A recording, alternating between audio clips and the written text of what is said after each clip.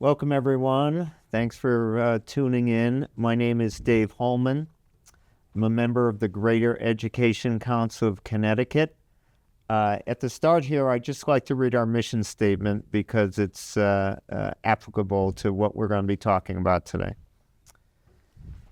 It shall be the mission statement of the Greater Education Council of Connecticut, the GECC, to facilitate, coordinate, and communicate a united statewide effort to educate, expose, and prevent the woke indoctrination and sexualization of all children in the educational system of the state of Connecticut, to protect the individual dignity of our children by supporting and codifying their constitutional right to an education free from ideological or political indoctrination, to recenter public education concerning race relations around Dr. Martin Luther King's dream of a colorblind society where all children will be judged by the content of their character and not by the color of their skin, and to ensure that an unrestricted right to school choice is available to all parents.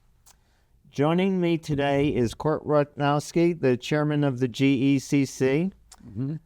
Both Court and I are very excited to be interviewing Hank Kopel, a former federal prosecutor from Woodbridge, a prolific writer who has written many books, including War on Hate, How to Stop Genocide, Fight Terrorism, and Defend Freedom, and an expert on Middle East and Israel's struggle to exist as a nation.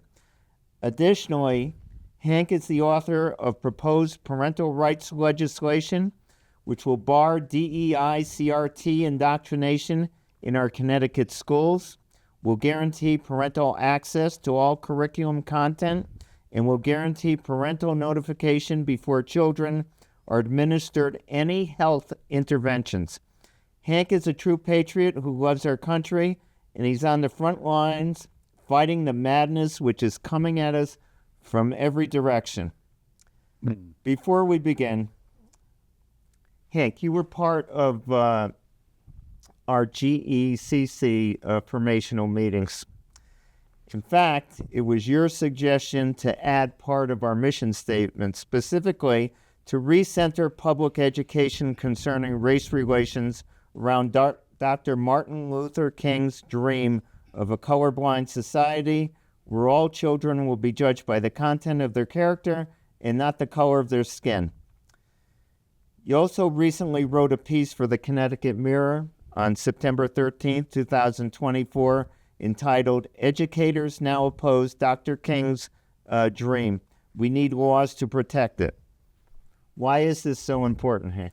Well, thank you, Dave, and thank you both, Dave and Court, for having me here, and the folks at GCTV. You hit an issue of deep meaning for me. You know, I grew up in a Jewish home in Massachusetts in the 1960s with, I had a mother who marched against George Wallace in 1968 when he came as part of his presidential campaign favoring segregation in Massachusetts. This is the environment out of which I come. And Dr. King's prophetic dream, which, as he said, was to finally redeem the promissory note of the Declaration of Independence, that all men, and these days are all men and women, are created equal, created in the image of God, all entitled to equal respect and dignity. That is a founding core of what America is all about. It was a revolutionary notion then, and as we see now, we still fight to preserve that notion today. What my article focused on was the fact that traditionally in American public discourse, we think of challenges to Dr. King's dream and our Declaration of Independence and Lincoln's Gettysburg Address. We tend to think of it, that's coming from someplace in the far right and these folks who don't want equality. When in fact, in present-day America, while there is bigotry and hatred from all sides of the far ends of the spectrum, the reality is that the far right has largely been expunged in those viewpoints from any mainstream institution in America, schools, universities, big business, etc.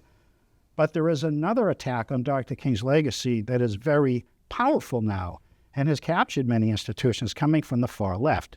And that's the descendants of European Marxism who came to America during and after World War II and founded a field called critical studies. And that has now, I think a lot of people aren't aware of this, is the dominant ideology in every graduate school of education in America. Now remember, in most states, you cannot become a public school teacher unless you get a master's degree from a graduate school of education. But the literature they're teaching, the neo-Marxism that pervades those schools, the sense that we have to create a new racial hierarchy out of a belief that there's an old racial hierarchy still in place, this is flooding through our education schools, our teachers' unions, and our public schools. And it is very anti-American. It's destructive to everybody, including kids in minority communities trying to find a leg up. That's why we've gotten active on this, and that's why we refer to trying to defend Dr. King's legacy. We can get into the details in this talk, but that's the background. It's totally against everything this country stands for and was founded on. I believe it is. And there's been, again, there are real tragedies out there. I think that break everybody's hearts. George Floyd and events like that, they sear the soul. There are debates over some of the detailed factual events, but I think virtually everybody in America wants our laws to be enforced equally. Our police, many of whom I've worked with, hundreds if not thousands over the years, to carry out their jobs faithfully in accordance with the law, which from my experience, they do. There are a few bad apples in every organization, and the police are no exception. But the vast majority, they want every American treated equally, and they do so every day in the streets, including protecting people from the ravages of crime, that if you're in the middle of that, the rest of your rights, they go out the window. And that's why I stand very strongly behind not defunding the police, not educating kids to believe in racial hierarchies in school. There's a lot of evidence out there that they're now doing that in school. Let me give you one example that I mentioned in the article. Mm-hmm. Those who teach this thing called critical race theory, which basically says America is divided into an oppressor and an oppressed class. It used to be in traditional Marxism, the few industrial owners versus the working people. That was their paradigm for looking at this. What they've done in modern critical race theory is exchanged economics for race and other factors of identity. And the identity group that is deemed to be the oppressors in this model is white, male, heterosexual Americans, deemed very privileged, unfairly so, and the oppressors of all the others. And you take any different identity from that, any different gender identity or a sexual declared identity, racial identity, and you're thrown into this category called the oppressed. This is how they teach it in many schools and universities across the country. It's called the privilege walk. They actually have the kids, say in a third grade class or an eighth grade class, all line up in like a gymnasium or an open space, all in a line, right? And the teacher starts to read out what they call unfair privileges. Are you white? Take one step forward. Are you black? Take a step backward. Are you heterosexual? Take a step forward. Are you non-heterosexual? Take a step backward. Did your parents go to college? Take a step forward. Did they not? Take a step backward. All these things. Can you imagine the effect this has on the kids? By the end of the exercise, you got, some white male heterosexual guys way up in the front. Oh, Christian, if you're Christian, take a step forward. If you're not Christian, take a step out. On and on and on. And so the kids up front are all shamed. Like everything your parents and you have earned through your hard work and diligence, it's a lie. You took it from these other kids. That's the message that's being sent. So you're discouraging these kids and thinking, my achievements aren't valid. Why should I even try? And then you got kids in the back from different racial and ethnic minorities and maybe different sexual identities or whatever you call it. And they're being told, you're the oppressed. The fix is in. Whatever you do, doesn't matter because you're the oppressed. Why would a kid being told that want to study hard and work hard and believe they can work their way up in the system? These are emotionally and cognitively very destructive lessons. And this isn't just in theory. So there was a thing called racial justice math, which has caught fire in the teaching schools across the country, the graduate schools of education. Social justice math. They literally teach kids, and they have model curriculums all over the country. You can Google and find social justice math and what they teach. Mathematics is a tool of the white oppressor to keep the non-white and the non-whatever mainstream identity you have down. And there's a school, I think it's at Oregon, one of the Oregon schools, Portland perhaps, they adopted racial justice math. And there's a guy named Luke Rosiak, who's a wonderful political reporter. He used to write for Politico, I think. Anyways, he's written some books. One of them is called, I forget the title, But he goes into these schools and looks at the records, and he found that a lot of minority kids of Black and Hispanic and other backgrounds, were doing better and better and better on their math in the elementary and middle schools until they introduced social justice math, where they taught the kids math as a tool of oppression, but still do your long division, even though it's going to oppress you. All the kids' scores plummeted. What a shame that they did this to these kids who don't have the advantages of a wealthy suburban school, but who were doing well. But they inject this math, supposedly for social justice, and it crashed their kids' achievement levels down. How is that helping kids? This is what we're fighting against. So success is a bad thing. Well, that's one of the arguments made by a lot of folks who study these phenomena. For instance, Heather McDonald, the great journalist who goes all around the country examining this stuff, and her latest book is about the battle against merit. And that, unfortunately, there's a great phrase that President Reagan once had. I recently heard it quoted. He said, if you happen to be at the bus stop and you see an obese guy next to a slender guy, the only logical conclusion in this paradigm is the obese guy must have been stealing food from the shorter guy for years and years. And that's the attack on meritocracy. You have this background assumption that if someone does well, it was a sham, it was unfair, unfairly acquired, and the person on the bottom, look, there are people who have real disadvantages, and we don't ignore that. And America doesn't ignore that. We have a vast social welfare state to try to address that. But there's no recognition in this ideology that part of what leads to unfortunate life outcomes is individual choice, individual agency, and that there are life habits that help you not bottom out in life, and life habits that if you don't adopt them, you will not do as well. This ideology doesn't allow that. It says you're blaming the victim when you say, hey, you know something? Instead of watching TV or being on your phone for 4 hours between the end of school and dinner time, do some homework. That's considered blaming the victim. There actually are demographic studies. The Brookings Institution, not exactly a conservative place, right? Brookings is one of the lead center-left institutions in Washington doing public policy research. Between 2003 and 2013, they did a time-use study of thousands of middle and high school kids to try to see are there differences across different ethnic groups. And I'll be the first to say, I don't like talking ethnic separate patterns. I don't. I'm an American. I love this country, and I want every kid to thrive, no matter where you come from, what you look like, etc. However, given that the argument out there that white folks are oppressing folks of color, this is still persistent, we're systematically racist, Brookings examined this in terms of school performance outcomes. Their time-use study found, very sadly, that there were differences across ethnic groups. The Asian American kids, on average, are doing 2 hours of homework a night. The Caucasian kids were doing about an hour of homework a night. The Hispanic kids were doing just under an hour of homework a night, and the Black kids in the study were doing about a half hour of homework a night. Now remember, these are just averages. There are superlative minds, achievers from every group. God bless, that's what you want to see. But the study showed that rather than one group oppressing another group and taking their grades from them by some form of oppression, you had different family and home circumstances that were very predictable as to whether there'd be success or not success. And here's another thing to study that thought, maybe these kids doing less homework, maybe it's a single-parent home, they're taking care of the younger siblings, they're helping mom out. Turned out that was not it. It was leisure time that the kids were getting more of who weren't studying homework. It wasn't work time helping the family. In other words, these were culturally informed, freely made choices of how much homework I do at night. And I think it's sad to see these differences, but they explode entirely these so-called woke, racial essentialist myths that there are oppressors on top of one color and oppressed below of another color. And yet our whole graduate schools of education across the country say this is the problem. It's not the problem, and it doesn't yield a solution. I'll just say one thing about Guilford, then I'm going to turn it over to Court. In Guilford, when they started this our superintendent, he calls it their equity and social justice agenda. And this started back in the fall of 2019.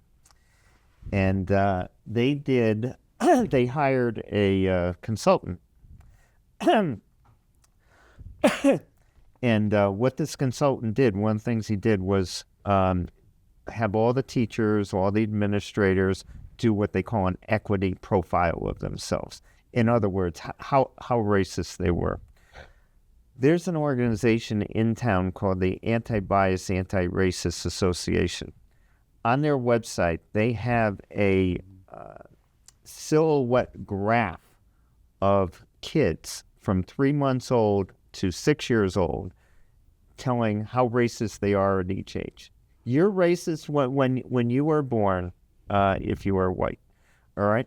And the Board of Education fully backs our superintendent. I'm going to read to you from a statement they made.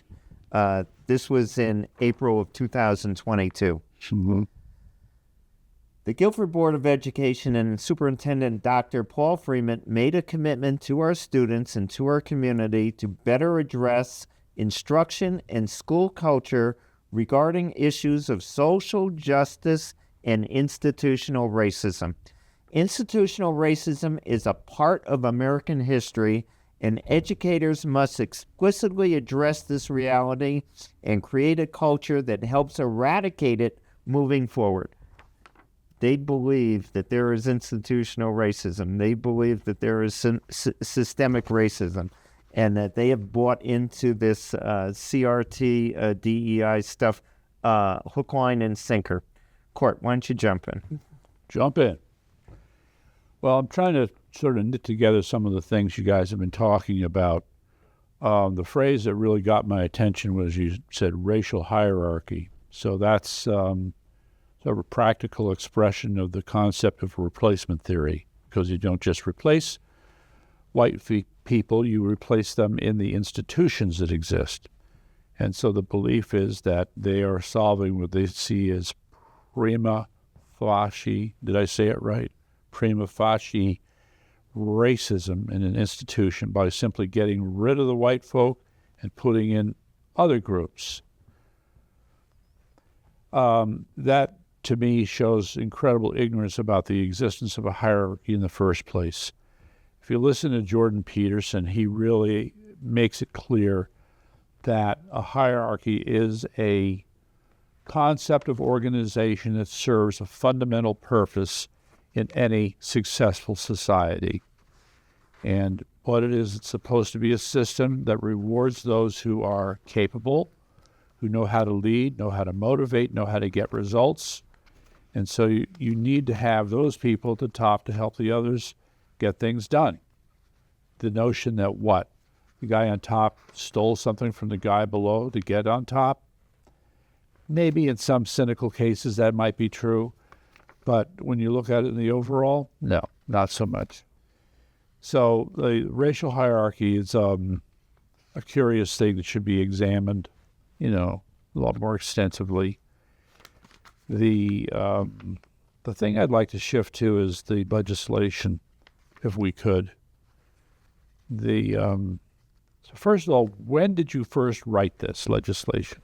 Is that 2 years ago? Sure. Thanks, Court. And I think a way to introduce this legislation includes what preceded it and motivated some of us to go there with proposed legislation. Namely, I know that yourself and Dave and a lot of good folks in Guilford have been challenging the school board on these overly simplistic quasi-Marxist theories, which empirical evidence shows does not help advance kids, does not help uplift kids, especially those from disadvantaged backgrounds. There's a whole nother formula that does work, which has nothing to do with this, and we can talk about that as well, which is a number of charter schools like the Success Academy in New York.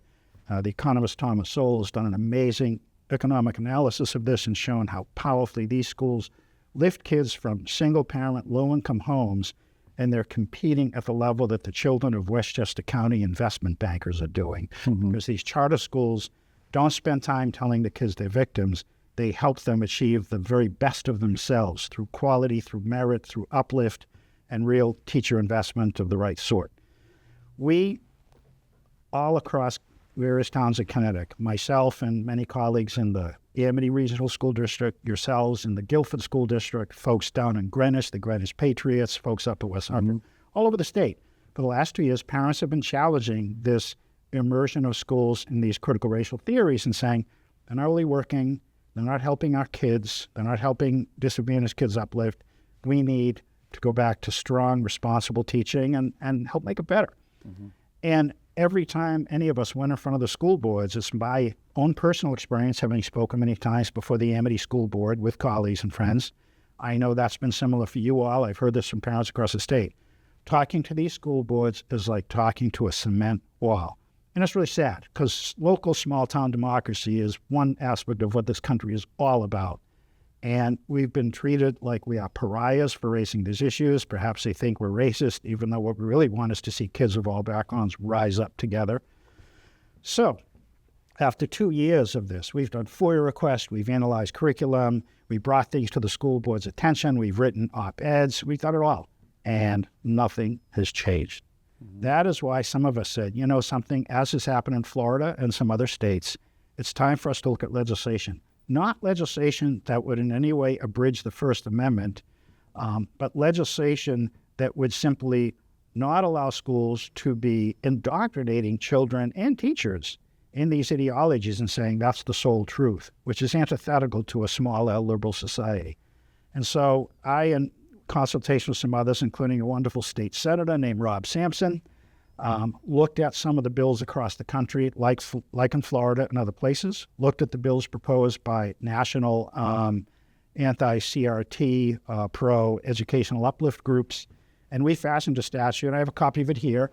And it reads a type of the things that it says you cannot do is you cannot have kids indoctrinated and be required to endorse and accept that members of one race, color, sex, etc., are morally superior to members of another race, color, sex.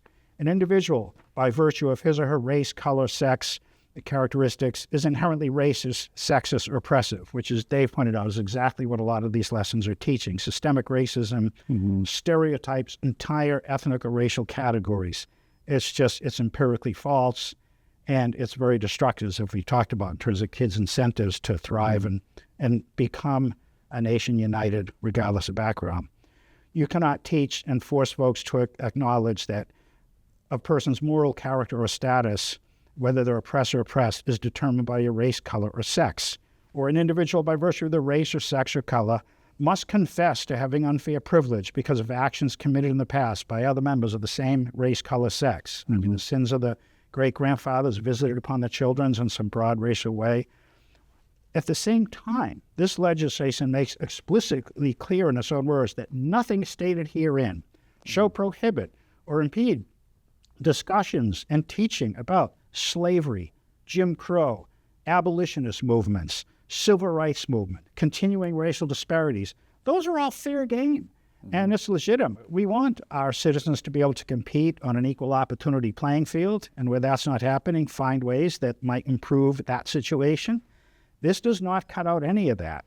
What it does cut out are these, what you could call racist ideologies that categorize people by virtue of race in ways that are neither empirical nor in keeping with America's founding origins. The way I want to attack this is, all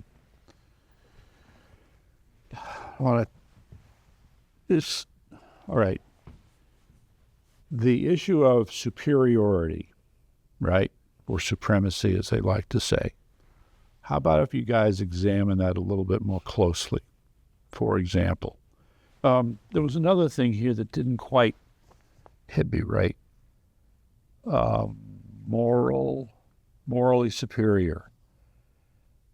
They're not preaching moral superiority. I mean, what we're having here is a classic example, as I understand it, of Marxist instruction, okay? And the funny thing about Marxist instruction is nothing is up for debate. This is the way society is. This is reality. And the notion that you or I would walk in and offer counterexamples suggesting otherwise, yeah, we're not going to do that, okay? So I'm not quite sure how to address this, but the point is that they've created this framework. So how did we teach? Well, we didn't teach these things before. I mean, if it was a civics lesson, we would talk about the closest thing would be when we talk about the melting pot, talk about the kind of racial diversity there is in America. Okay, but they wouldn't pass any judgment on it. We'd recognize that there are certainly many problems. So what, yeah, I'm still trying to sort this out in my brain. So I'll have to get back to you on that. I want to go back for a moment to this issue of moral superiority. Since when do they even talk about morality?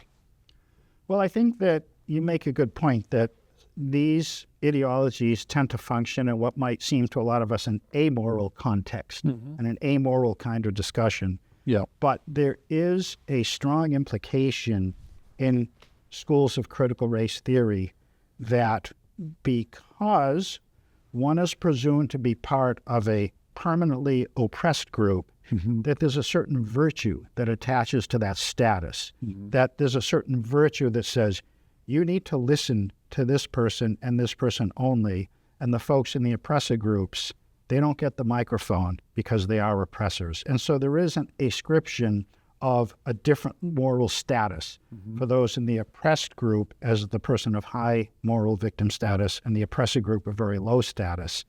And that's what I think that is getting at. Because, I mean, that's, I say, the interesting thing in many folks' understandings of the founding of America, and there's some really good research on this by both Jewish and Christian scholars out there, that the country really was founded on that phrase from Latin, imago Dei, that all humans are created in the image of God, and that therefore that is the basis by which they are entitled to equal respect and dignity when they enter the public spaces of a country and its forums. It doesn't mean we're all exactly the same or cookie cutter, identical, but it means when it comes to respect and dignity under law as neighbors in the community, that is true.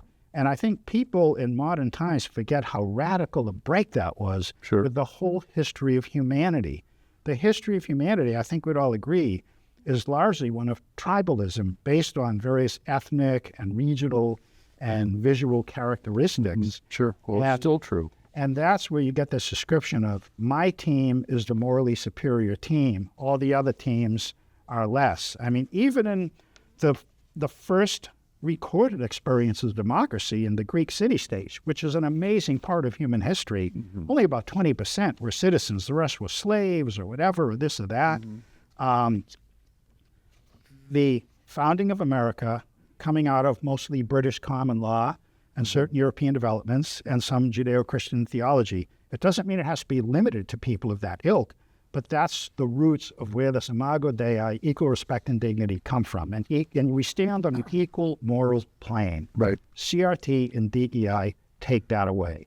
What's fascinating is they're throwing us back down the tribal route. Well, they're motivated, as I read it, by a different concept of equality, all right, which is predicated upon some kind of sameness, right? Equity. Well, it's equity. You know, I might as well say it. If anything, this is part of Marx's original vision, where he believed that society would sort of transition and transform itself into a classless society. So the way they talk about equity would sound about the same as trying to talk about a classless society, wouldn't you think?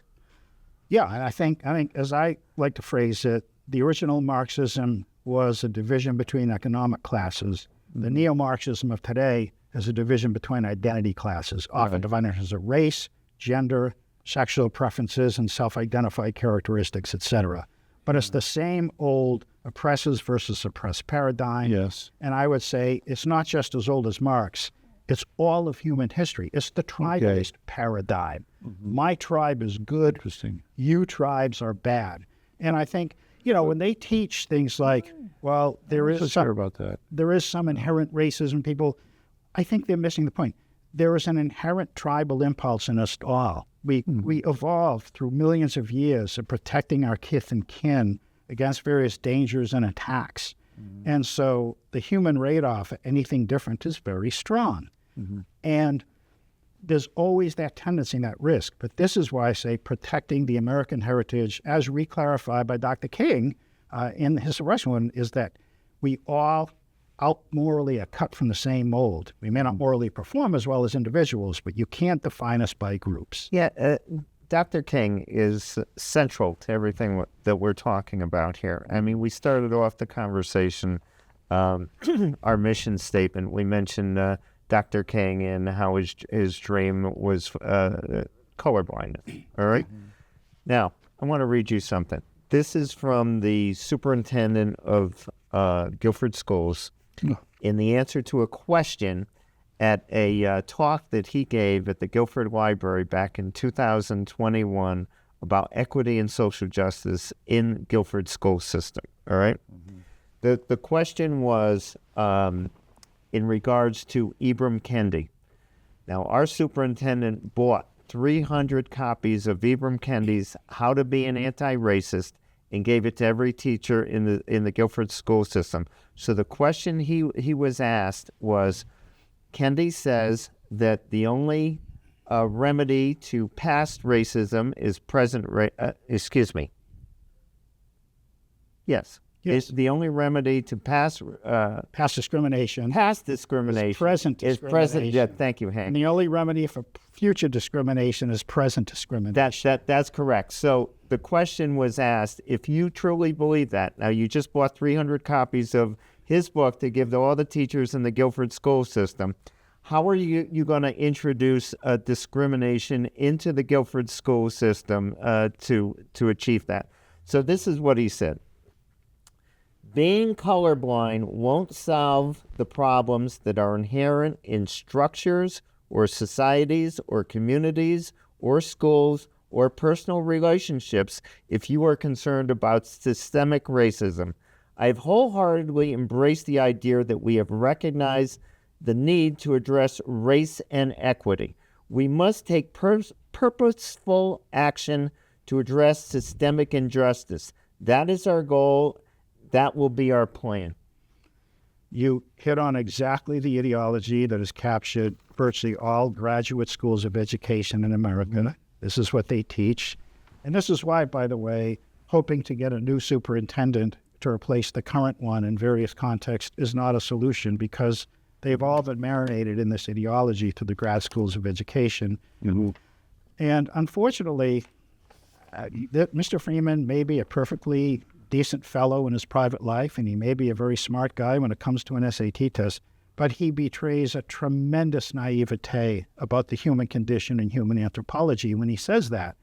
We are all tribal, and the great triumph of liberal small L society coming out of the Enlightenment, coming out of Judeo-Christian philosophy, which is very egalitarian in its moral precepts, coming out of the British common law, and then finally culminating in the American Revolution and what the founders bequeathed to us, is a negation of tribalism in favor of equal respect, colorblind, race blind, gender blind. All these things, when you walk into the public square, when you vote, when you apply for a job, when you apply for a bank loan, those characteristics should not matter. And it's been a struggle through human history to make them not matter. And folks like Freeman, despite what may be his perceived good intent, are bringing us back down that tribal rabbit hole. Well, that Dr. Freeman, Martin Luther King now is portrayed as a racist. All right? He is portrayed as a racist. They have, it used to be this stuff was just in colleges, right? Now it is K through 12, all right? They want every conversation, every interaction, every subject in school to be the search for, to look for systemic racism.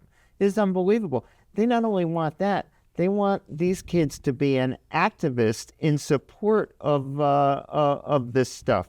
I just read you something. This is a letter that he wrote to the Guilford School System community back in June of 2020. As a school system, we are committed to conducting a curricular audit and to continued teacher training around the topics of race, racism, justice, equity, and identity. We are committed not to erasing Guilford's history, but to elevating it and to interrogating it in a healthy educational manner. We are committed to removing racist symbols, not as a way to avoid talking about race, but rather as a visible first step in talking more openly about racism. Dr. Kirkland tells us that racism is more complicated than overtly malicious acts. And Ibram Kendi tells us that striving not to be racist is not good enough. To make our community better and more just, we must take actions that are actively anti-racist. We are committed to being more intentionally anti-racist. We're teaching these kids to be anarchists, basically. Well, we're also teaching them, and I'm going to take a few moments, if you'll let me, to counter Dr. Kendi and Dr. Freeman here. Mm-hmm. We're teaching them junk social science, literally junk social science. Mm-hmm. The core of Kendi, as many critics have pointed out, he says if there is a disparities in economic or arrest rate or imprisonment or family flourishing outcomes between the averages of one racial group and another, like the fact that on average in America today, whites have, although there are problems in every community, whites tend to be arrested at a % lower rate than blacks. Whites on average tend to have more educational positive outcomes than blacks on average. The only averages, they're outstanding people from every group, as we know and see every day, in fact. But Kendi says any of these disparities, there's only two possible explanations. One is genetics. One race is born inferior, which is not true, not accepted, maybe minor genetic variants in various capacities, but no, that's a very minor thing, if anything, and most people say it's nothing. So if it's not genetics, it must be racism, this fog that envelops us all, that's systemic. We don't see it every day because we say good morning, how you doing to our colleagues of whatever color. We seem to try to be friendly and get along, but nonetheless, there's this mass systemic racism that's causing those disparities. That is junk social science. There's among many other people, there's a social scientist I follow named Wilfred Riley. Happens to be an African-American gentleman, teaches at University of Kentucky, and he's written several books on this very topic. He's brilliant. He's very statistically rich. And he points out that the evidence of discrimination from polling data and survey data in America is vastly reduced from where it was when we were kids, which is a great achievement that folks don't want to talk about. Mm-hmm. When he's talked about polling on the show, would you vote for an Italian-American for president? You might get 5 or 10%. Would you vote for a Mormon for president? You might get 5 or 10%. The rest of Americans, sure, if they're a good guy or gal, I'll vote for them. Same is true for Black, Hispanic, Asian. In other words, the levels of racism in America, to the extent residual aspects of it exist, are pretty much the same as to any group. Black, Jewish, Italian, Mormon. We've all reached kind of a level where there's still some more stuff to dislodge, but it's a very small amount, and thank God for that. That alone tends to refute Kendi's analysis. But Wilfred Riley goes further. Mm-hmm. He points out that when you actually look at the empirical evidence of average group disparities, here's one of the top ones. How about this? The average age of an African American is about 20 years or more younger than the average age of a Caucasian American. It has to do with ages at which folks have children, numbers of children. They shift the averages. Well, let me ask you this. Who almost always earns more money at this time in their life between a 40-year-old and a 20-year-old? Yeah. If the average Black American is about 20 years younger than the average white American, you are going to have income disparities, not because of discrimination, because the Black American at 20 is earning what the white American at 20 earned. The Black American at 40 is going to earn what the white American at 40 is earning. But you have skews because of different average ages in the population. That's one big factor nobody talks about. Second factor, single parent versus two-parent homes. Now, I married a single mom, and she is a remarkable person and a superb parent. I've learned so much from her about how to be a good parent. So I'm not doing anything negative towards single moms who struggle mightily to raise our kids. But what I'll say is the statistical data on average, and this just came out in a great book by a University of Maryland professor, I forget her name now, but it's called The Two-Parent Privilege. Children from two-parent homes have statistically, on average, these are just averages, tremendously higher rates of school accomplishment, lower arrest rates, lower mental health indices, fewer mental health challenges, things like that.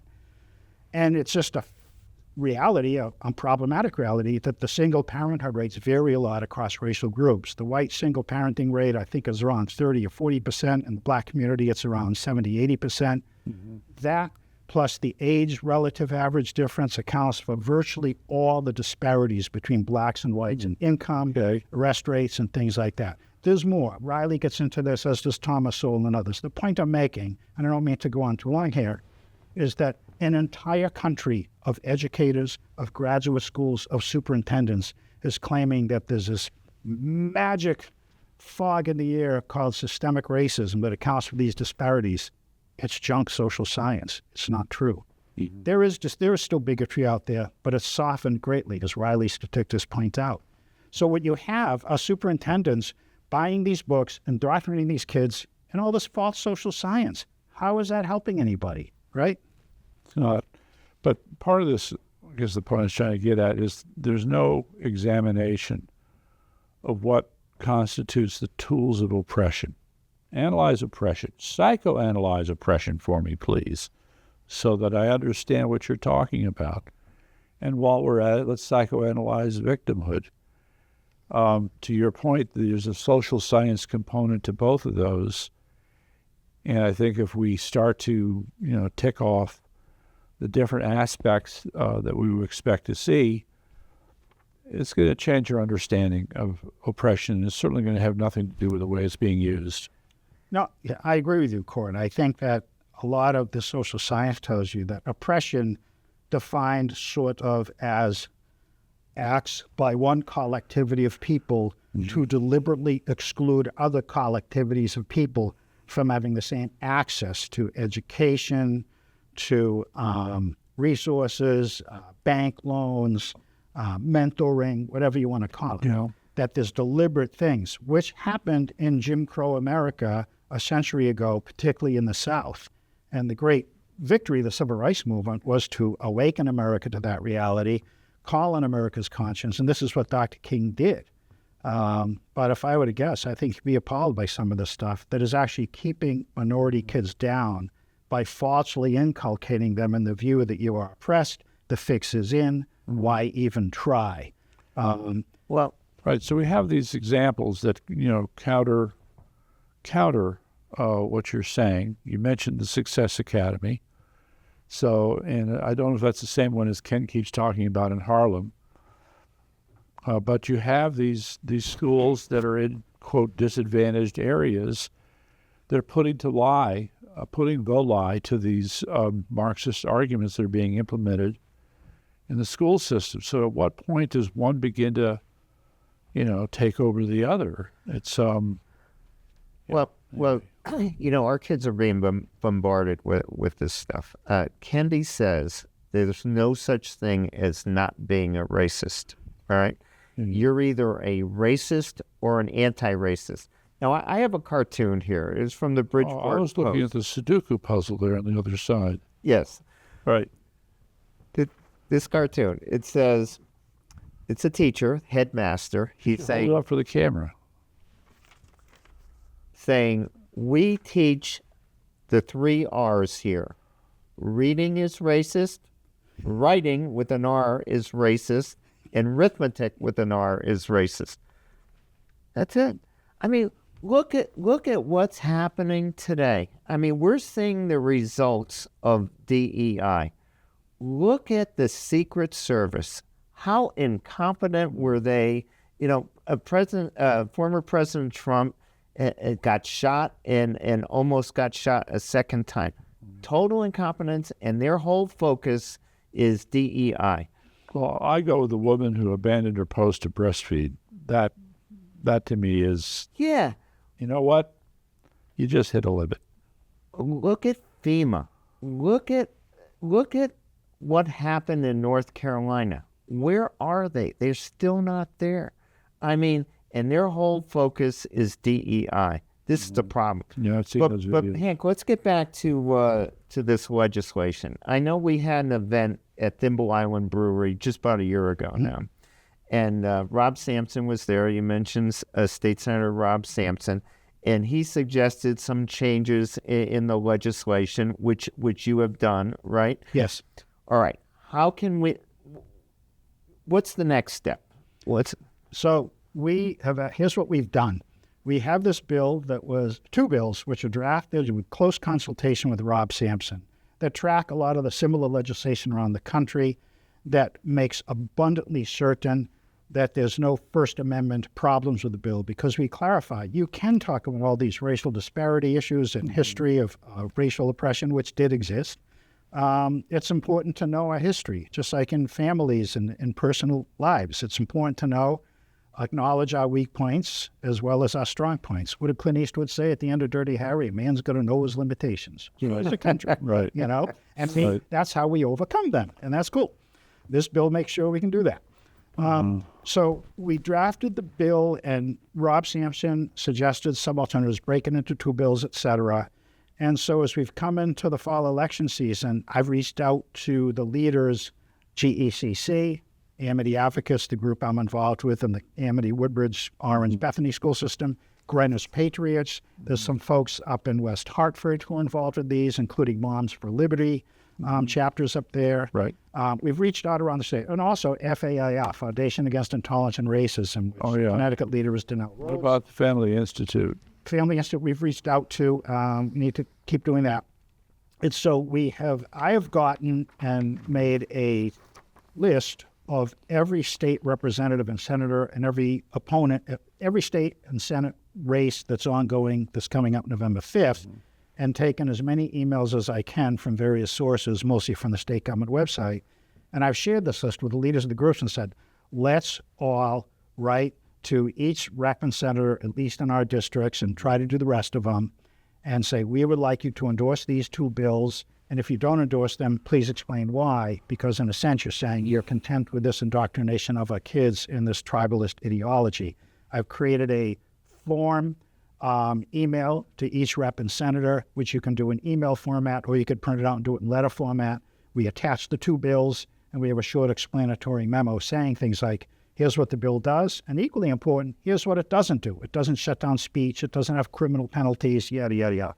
So I've been encouraging folks to do it by emails to the various group leaders, and I've been doing a lot myself. We only have about, I think today I'll finish the last 8. I've sent it to every Republican senator and representative incumbent. And again, it's not meant to be partisan. I think this is a universal thing that all Americans would likely, I would hope, would agree with.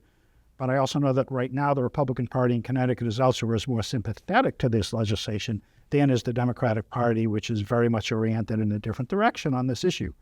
So we'll have reached out to every Republican incumbent.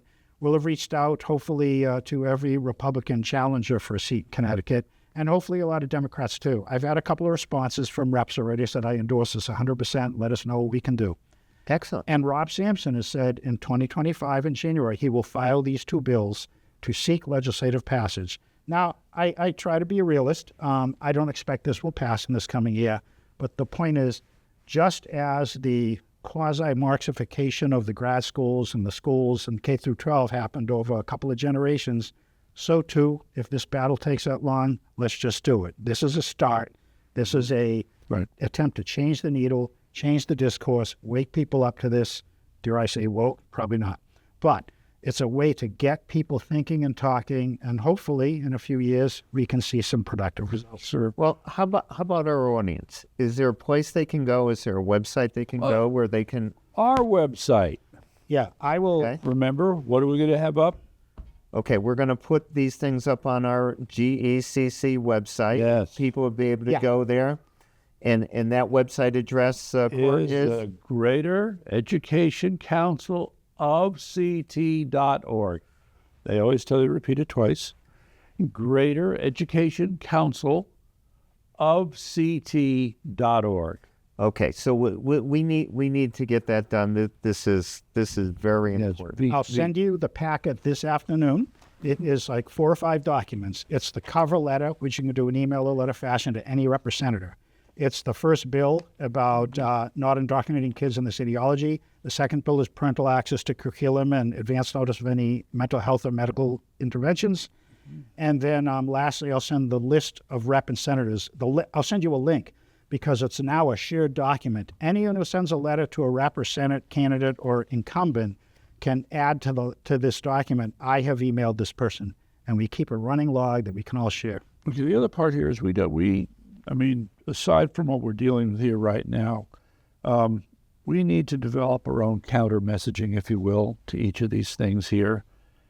Right off the bat, 1B, an individual by virtue of his race, color, sex, or national origin inherently racist, sexist, or oppressive, whether consciously or subconsciously. So this, there's the junk social science that's already out there.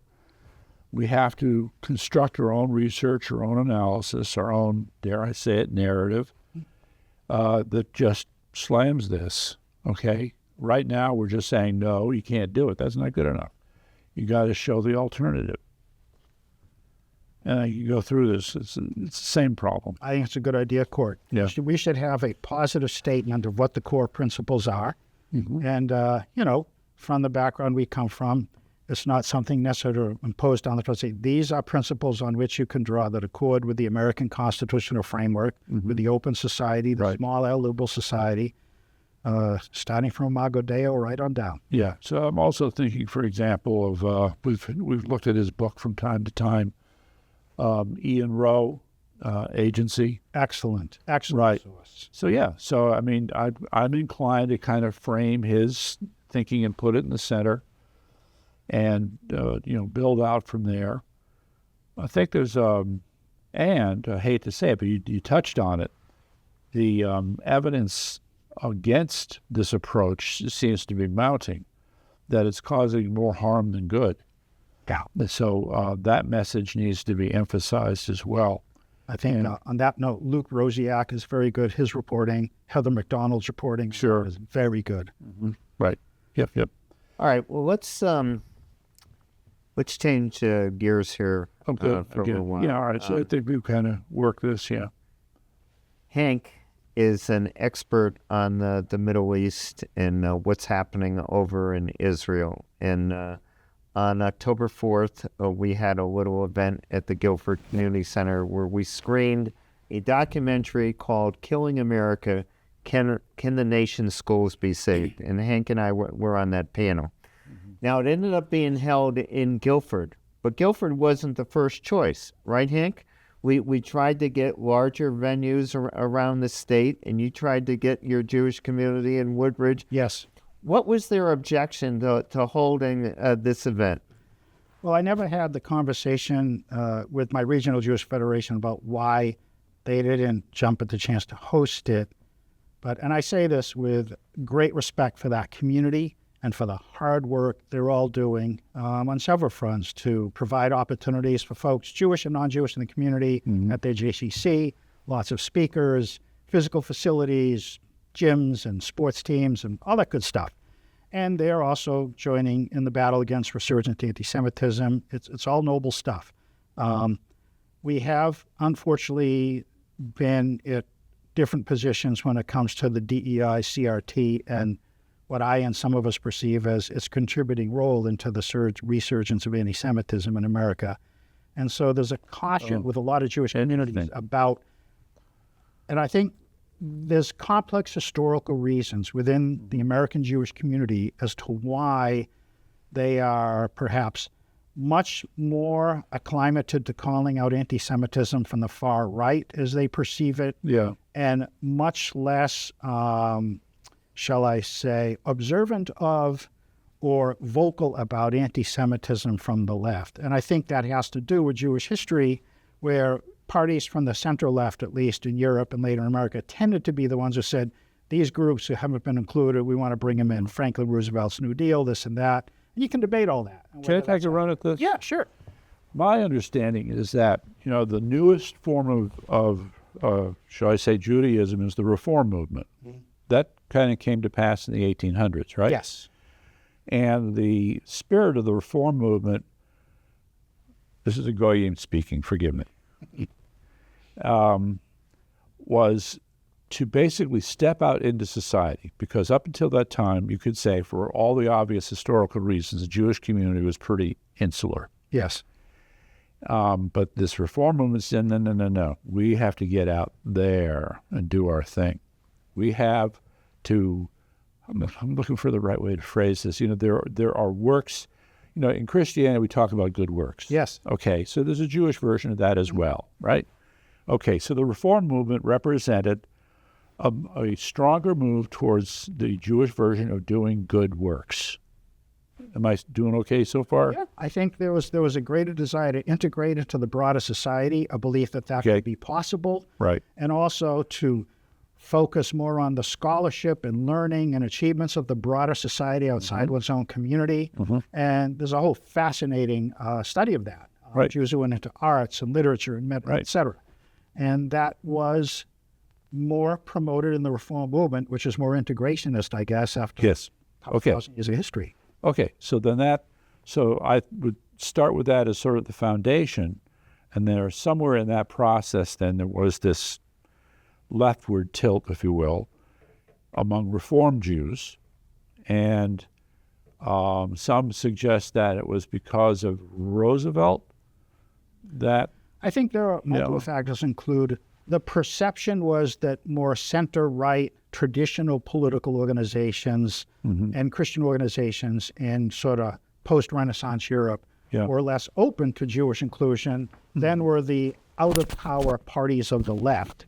And then I think a major, in America, Franklin Roosevelt, he was very good at inclusive ethnic politics to form his coalition. Okay, that would And explain. Jews were Jews, Italians, et cetera. You had a Polish, you had a lot of folks brought in so that the Democrats became the party of the more recent 20th century immigrants as distinct from the Republicans during that time frame. And so that was another reason why my dad grew up as a low-income kid, the son of immigrants from Russia, and they were all Roosevelt Democrats. They're patriotic. My dad served in World War II, all that stuff. So were there Judaic communities that were not pro-Roosevelt? I haven't studied the demographics enough to know how the Jewish community broke down, Orthodox versus conservative versus Reform. But the second major factor that I think affected the average Jewish political outlook in modern America was Hitler and the Holocaust, because Hitler is certainly perceived, and there's good arguments for this, as someone from the very far right, even though it was the National Socialist Party was his party title. Okay, so, and this is as far as I'm concerned, a mistake that has endured for a long time, but I'm going to say for the left, a self-serving mistake. Yeah, there's an argument that Hitler is totalitarian more in a Soviet sense. There's an argument that there's a distinction. It's the old horseshoe theory that the far left and very far right, they eventually merge on the other side of the circle, as it were. But in the perception in most minds of Americans, and especially Jewish Americans, Hitler was a threat from the far right, blood and soil, all that stuff. And my view, which I've published in some of this, is that it locked the Jewish collective communal threat radar more toward things on the very far right, while being a little bit blinded to things on the very far left, notwithstanding that Karl Marx, although the offspring of rabbis, was viciously anti-Semitic. He hated Judaism. It's in his writings. Now I'm confused. Was Marx Jewish or not? He was. He was. He was born. He was completely non-religious, but he was the descendant of rabbis. Okay. All right. Well, this documentary, Killing America, is basically about the rise of anti-Semitism. Oh, we don't want to talk about that. We want to talk about on college campuses after October 7th. Now, how does CRT portray Jewish people? Well, it is the problem that that's a good question. In an ethnic matrix of oppressors versus oppressed, with a focus on highly perceived as successful people, there's always that suspicion of unfair gain, the heavy person stole the food from the lighter person, all that stuff. You see this in CRT ideology as is taught, that Jews are called, even though for a lot of time Jews were not part of the so-called white Protestant establishment of America, right? They are called white adjacent now. They can pass. Yes, Same right. thing for Asian Americans. They're white adjacent because they do well in their SAT scores. They get these prestigious jobs. So they must be part of the oppressor class, like a junior partner of the white oppressor class, Jews and Asians. The problem with this is the more you do this, and oh, by the way, let me throw another one in. The average median, I'm murdering terms here, the median income for Nigerians is higher than the average white person in Correct. America. Wilfred Riley goes through all the ethnic groups in America and shows the top 10 per capita, median highest average income. Indian. About 7 out of 10 of them are non-white groups traditionally understood, including Nigerian Americans, Indian Americans. You know, so that oppressor class is beginning to look pretty diverse. Yeah, very much. But Hank, aren't Jewish people on college campuses and in schools today under CRT, aren't they portrayed as being colonialists? Yeah, well, that's the Israel question, because Israel is a big issue on campuses in large part because faculties in the liberal arts and many administrators have taken the Palestine-Israel issue as something that's very big in their lives for whatever reasons. Mm-hmm. And it's all these historically inaccurate analogies are drawn. Well, the Israel-Palestine issue is like the American black-white issue, with the Palestinians being the people of color, the Israelis the oppressive whites. This is how it's framed on campuses. Mm-hmm. Virtually every Middle East studies department on American campuses teaches that narrative, which is an inaccurate narrative. It leaves out the fact that there has been a continuing Jews were the oldest indigenous people of whom a remnant survives from the past of antiquity in that area.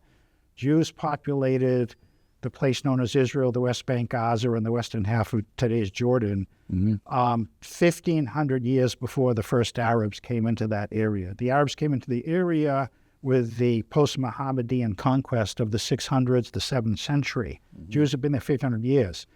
Even after they tried to expel them, the Romans tried to expel them in the year 70 CE, there's always been a core Jewish remnant living in Israel. They are the true indigenous people of that land. Now, other people have come in over the intervening 2 millennia, so they have claims to being indigenous from a later date. But the oldest indigenous people are the Jews. And when, as a result of the Holocaust and discrimination around the world, more and more Jews, both pre- and post-Holocaust, said, you know something, we need our own state. We can't be a stateless people anymore. We need to go back to the ancestral homeland. They said, even though all this was our ancestral homeland, what's called Israel, what's called Gaza, what's called the West Bank, what's Western Jordan, we'll split it with you, the later arrived, historically Palestinian Arabs. You can have a chunk, we'll have a chunk.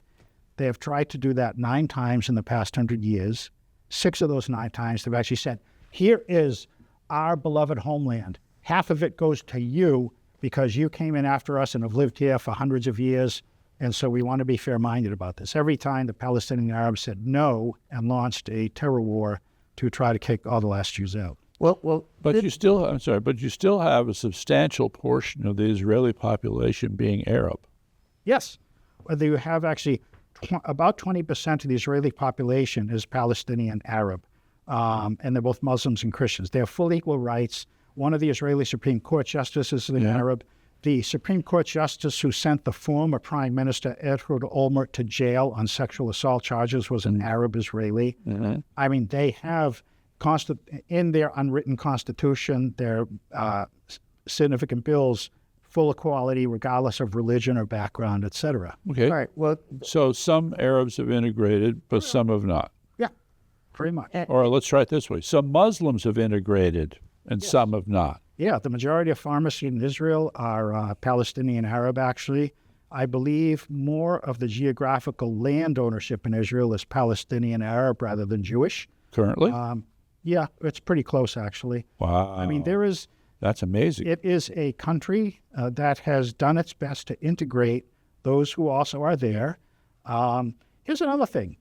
So it's often said by the Palestinian Arab leadership that Israel is conducting a slow-rolling genocide of Palestinians. Well, in 1967, when Israel was attacked yet again by the surrounding Arab countries, including Jordan, which held the West Bank, Israel, for its national security, told Jordan, don't join the 67 war. We want to leave you alone. We're happy to live at some kind of peace with you. He said no and started launching rockets and attacking Israel. So Israel took the West Bank as a buffer zone against Jordan, because without the West Bank, Israel's 8 miles wide. Israel, from border to border at that point, is like the drive from my house in the suburbs into New Haven. Speaking of which, how did those original borders get determined? That was a UN thing, right? Yeah, the UN. How did they come up with, what? They were trying at the time to make both an Arab Palestinian state and an Israeli Jewish state west of the Jordan River. Right. Even though in 1921, the entire Palestine mandate from the defeated Ottoman Empire, which were the former imperial rulers, Britain, as the League of Nations, assigned mandate power over that region. They split off Jordan and said, you will be the Palestinian Arab state, and west of the River Jordan will be the Jewish state eventually. So there's already was a Palestinian and Israeli two-state solution in 1921. Right. The debate over west of the Jordan River is to create a second Palestinian state while leaving some land for the Jewish state in that tiny 8-mile width. Right. Well, one thing I think is very important from reading all your articles, and you've written many of them, Israel wants peace. Very much. Israel has offered a two-state solution many, many times. Yep. Right? But it's not working. And it's not working because in your articles you say that the education system in Gaza, in the West Bank, in Lebanon, in Syria, that these kids are taught to hate Israel and the Jewish people from the minute that they open their eyes. 100%. Right? This is the sad truth the Westerners don't know. So tell our audience what you perceive as the only solution to this problem. Yeah, well, I think the reality is, and I'll just have to back up a little with what you said, Dave, which is 100% correct. The very bitter and sad reality is that, and for all its flaws, Israel, like any country run by humans, will inevitably have flaws, because humans are flawed creatures. We can't help it. We try to do our best. But Israel raises its kids in respect for others outside their own community. They have a state itself, which is 20% Palestinian Arab, and they try their best to get along, equal rights, equal respect, equal opportunity. They even have some affirmative action programs for the folks of Palestinian Arab descent, because they want to integrate folks into the higher reaches of Israeli society. That was actually expanded under Netanyahu. And that's the solution. That's the solution within Israel, to have this multi-ethnic society still within a broadly Jewish state. The problem in the Palestinian territory, so-called, is just what you said. Going back to the 1920s, under the then leader of what was the incipient Palestinian Arab separate movement, a guy named Haj Amin al-Husseini, people have been indoctrinated in utter Hitlerian hatred for Jews. What's a little known to most folks who talk about this conflict is that the leader of the Palestinian Arabs, before there even was a full Israeli state in the 1920s, he led revolts and attempted massacres of the Jews up and down the country with his militias. And this culminated in 1941 with the Palestinian Arabs leader, Haj Amin al-Husseini, flying to Berlin, forming a formal public Arab-Nazi alliance. And what Hitler said to Haj Amin al-Husseini, the founder of the Palestinian National Movement, was, I got my guy, General Rommel, in North Africa with an army, coming eastward across North Africa. He's going to make a left turn and take over Palestine. And when that happens, in the next year or so, I will assign you, Haj Amin al-Husseini, leader of the Palestinian Arabs, as the emperor of the Middle East district of the Nazi Empire. You and I will build Auschwitz in Palestine, and we will burn every Jew and get rid of them. That was the deal. This has been abundantly documented by several historians and So they wrote this down. Yeah. Well, they stated it publicly, and there are numerous witnesses to history who have this documented. And the Jews of the pre-state Israel knew this. They were terrified. Thanks to Generals Montgomery and American armies in North Africa in 1943, Patton and Montgomery defeated the Nazi army in North Africa in 1943. And that's the only reason that all the Jews of the Middle East were not wiped out during World War II. The sad thing is, Haj Amin al-Husseini also led Hitler's propaganda branch. And from 1941 to 45, in a suburb of Berlin, there was an Arabic language bunch of media stations that were broadcasting 15 hours a day, 7 days a week across the Middle East. Kill the Jews, get rid of the Jews. They control America. They control England. Franklin Roosevelt is a proxy of the Jews. So is Winston Churchill. Arabs rise up, kill the Jews, then kill the Americans and kill the British. This was the indoctrination in Arab. There's a historian at Maryland named Jeffrey Herf who's written a whole book from the archives.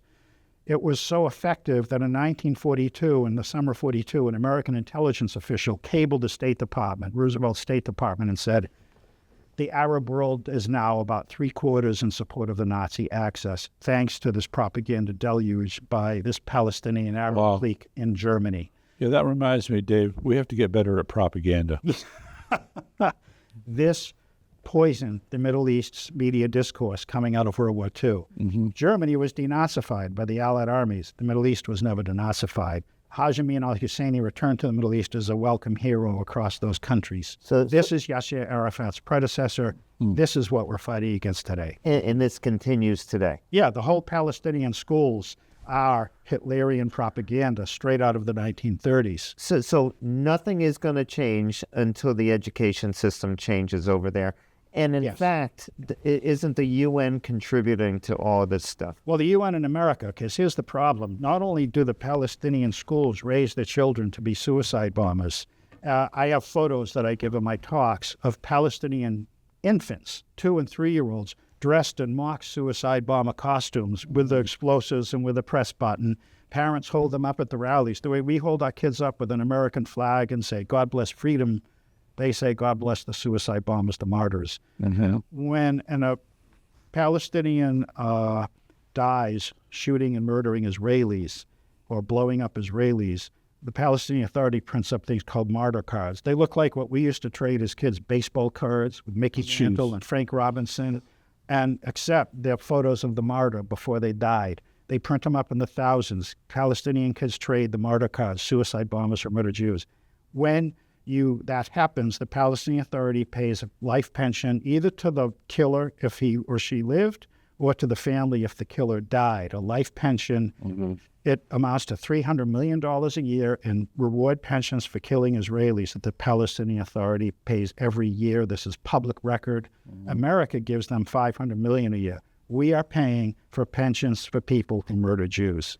All right. And by the way, those pensions are about 2 to 3 times the same level as a Palestinian school teacher. If you want to be rich in Palestinian society, kill an Israeli. Don't be a teacher. So we're giving millions and billions of dollars to all these countries that formate hate over there. And even though we fight wars and we try to stop all this stuff, nothing's going to change, right? Nothing. That's why I wrote my book titled War on Hate, How to Really Stop Terrorism. My point is, when we send our best and bravest young men and women over to fight the terrorists, and they successfully defeat this generation of terrorists, simultaneously with that, in the same towns and cities where our soldiers are fighting, through the media and radio and TVs in the Middle East, the next generation of terrorists are being indoctrinated. Chapter 6 of my book goes through how Saudi Arabia, Iran, Syria, all these countries indoctrinate the kids in terrorism. Now, there's one update to my book, which the next edition will have to include. Saudi Arabia is taking this down from their media. The Saudis have decided they can't be playing with fire because these terrorists will come for them too. They realize that. And the Saudi media is now gradually shifting toward broader peace, educating the people that Israel is a part of the Middle East and a legitimate part. They're on the verge of making peace with Israel if we can ever get this war. What about the Abraham Accords? Well, the Saudis were big, quiet backers of the Abraham Accords. I have a friend who's a former counterterror expert for the Air Force, who's now a global security consultant, and he is close to people over there. And he has said that the leaders of the United Arab Emirates who pushed the Abraham Accords from the Arab side are all very close with Mohammed bin Salman, the heir apparent to the Saudi Arabian throne. Mohammed bin Salman very much wants to join the Abraham Accords. It's very iffy because the way this war is going now, he has to face this down with his population. But I think if America can help Israel defang the power of Iran, which is the big problem in the Middle East, you will see Saudi Arabia join the Abraham Accords. I see. You know, this stuff is so important for people to hear. We're going to have to wrap up, but how can people get in touch with you? How can they access? I'm on LinkedIn. Just look me up, Henry Kopel on LinkedIn, and you can send me a message. It's fine. Or you have an email address people can... I do, yeah. It's HANKOPEL at optonline.net, lowercase. But my address is posted on LinkedIn as well. Oh, that's great. Pretty good stuff, huh, Court? We were just getting warmed up. Yeah, but that's the way to...